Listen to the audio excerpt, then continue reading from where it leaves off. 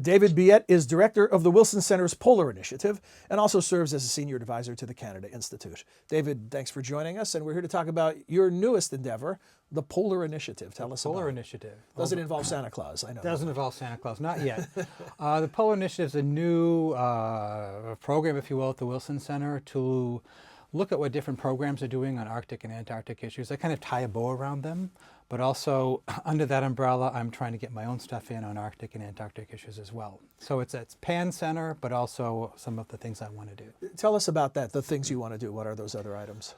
Well, let me sort of propose it as an opposite. There's a lot of folks in town who are doing big security and the dangers of China and Russia. I want to look at other things like the people who live there, the human security elements, the economy of the North, communications, transportation, how people live, how businesses can work there. Those are the kind of things I want to look at. You haven't mentioned in that list environmental concerns, which seem to always dominate discussions of the poles.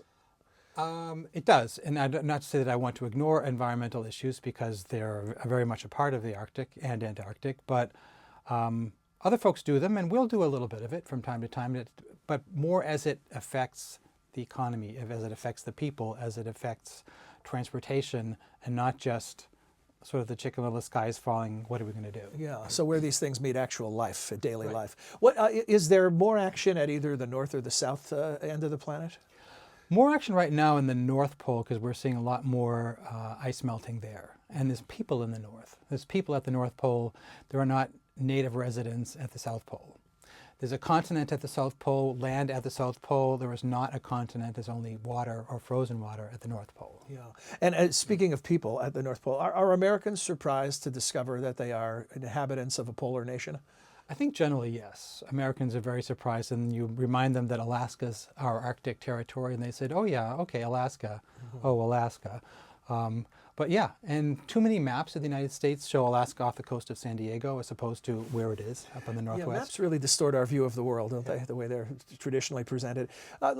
As far as cooperation or conflict, whenever you think of nations interacting around any issue, the possibility exists for both. If we were going to take a snapshot currently of the activity among polar nations, mm-hmm. would it be better described as cooperation or conflict? Cooperation. Well, definitely cooperation. No, it's when the conflict dominates the conversation, there's an incredible pull among the people who know stuff about the Arctic. Say, no, it's really cooperation. Even the Americans and the Russians cooperate much more than either would let on. But there's been cooperation between Russia and Norway on their border agreement, on scientific studies, on environment, on oil drilling, on people. The people in the North can communicate with each other pretty much across the circumpolar area. So just shout across the... Pretty much. No. But in the, I don't want to stir the drink as far as conflict goes, but we hear things about new shipping lanes opening as polar ice melts. Will there be competition for those shipping lanes? Well, control of those shipping lanes, I guess is a better way to put it. Conflict makes a better headline than cooperation. In fact, there was an article by another outlet in town a couple of weeks ago. It was a very good article, but it had a real conflict headline that didn't really talk about the article at all, but the conflict gets the headline. But on transportation, yeah, the ice is melting, but think about it. Loose ice is more dangerous than pack ice. You can't control it. And you have icebergs that are much harder to control. So as the ice melts, there will be more shipping, probably more destinational shipping than transshipment, trans-Arctic shipping. Mm-hmm. Although you need insurance, which we forget about. But it's never going to be Lake Erie in the summer. Storms are bad, ice is unpredictable, and also you have, Russia sort of wants its toll of if you're going to go along the whole Northern Sea route, you've got to be accompanied by an icebreaker or have an ice-hardened vessel. And Russia, you're going through Russian territorial waters. Russia wants to exact its toll. It needs it for its finances. What about leadership? The United States begins a term as head of the Arctic Council. What are the expectations for the U.S. and how long is the term? It's a 2-year term. It began in April this year and will end at the ministerial. It will be held in Anchorage, I believe, in 2017, which is, I should add, a new presidential term. It crosses administrations.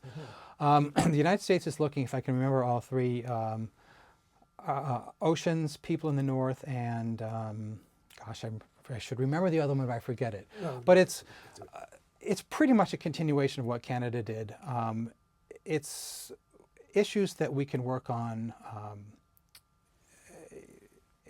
There's no majority vote in the Arctic consensus Council. model? It's very much a consensus model. So you want to pick issues that can get through the consensus model and not create conflict among the 8 members there and then the numerous participants in the Arctic Council.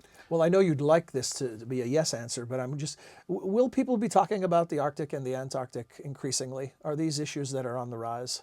I take issue with your tense there. I think they are talking about the issue of the Arctic and Antarctic already. I mean, ice melting, you do see the Arctic as the place on Earth that has more climate change than anything, any place else. It's evident the ice is melting more than it ever has, and melting ice, an open ocean, create more melting ice. The ocean gets more heat, doesn't reflect off the ice, white ice like the sun, and it pulls in more heat, and you see it a lot more. And that affects the people who are living there, because I said before, there are people who live in the Arctic, Right. and they're having an intense reaction to climate change. So I'm supposing you're going to be doing all the traditional things that programs at the Wilson Center have done, holding events, research, writing papers. Where can people find that information? They can find information at our website, Wilson Center/Polar, or they can go to our Twitter, which is at Polar Initiative, or give us a call. Well, Thanks, David, John. thank you. Exciting to be starting something Very new. exciting. It's really neat to start something new, Yeah, and best in of a luck different with it. way. Yeah, yeah. Terrific. Thank you. Yep.